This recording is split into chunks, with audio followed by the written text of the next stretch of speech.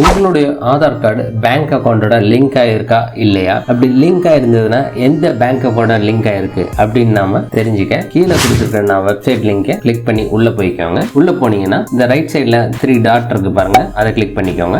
Documents click பண்ணீங்கன்னா அது கீழே ஆதார் UIDI அப்படின்னு போட்டு ஒரு ஆப்ஷன் இருக்கும். அந்த ஆப்ஷன் நீங்க கிளிக் பண்ணீங்க அப்படின்னா நெக்ஸ்ட் பேஜ்ல சிட்டிசன் கார்னர் அப்படின்னு ஒரு ஆப்ஷன் இருக்கும். நீங்க அதை கிளிக் பண்ணுங்க. அதை கிளிக் பண்ணீங்க அப்படின்னா 4ஆவதா ஒரு ஆப்ஷன் இருக்கு பாருங்க, citizens bank account Aadhaar linking status அப்படிங்கறத கிளிக் பண்ணீங்க அப்படின்னா நெக்ஸ்ட் பேஜ்ல உங்களுடைய ஆதார் நம்பர் அண்ட் கீழே கொடுத்திருக்க கேப்சாவை டைப் பண்ண சொல்லுவாங்க. அதை டைப் பண்ணீங்க அப்படின்னா நீங்க ஆதார்ல கொடுத்த மொபைல் நம்பருக்கு ஒரு OTP வந்திருக்கும். அந்த OTP-யை நீங்க இங்க என்டர் பண்ணிட்டு சப்மிட் அப்படிங்கறத கொடுத்தீங்கன்னா உங்களுடைய ஆதார் வந்து பேங்க் அக்கௌண்டோட சீடா ஆயிருந்தது அப்படின்னா கங்க்ராச்சுலேஷன் அப்படின்னு போட்டு எந்த பேங்க் அக்கௌண்டோட லிங்க் ஆயிருக்கு அப்படின்னு அந்த பேங்க் நேம் வந்துடும். இந்த ட்ரிக் உங்களுக்கு இப்பதான் தெரியும் அப்படின்னா இந்த வீடியோ உங்க ஃப்ரெண்ட்ஸ் அண்ட் ஃபேமிலி ஷேர் பண்ணுங்க. இந்த வீடியோக்கு ஒரு லைக் பண்ணுங்க. மறக்காம நம்ம சேனலை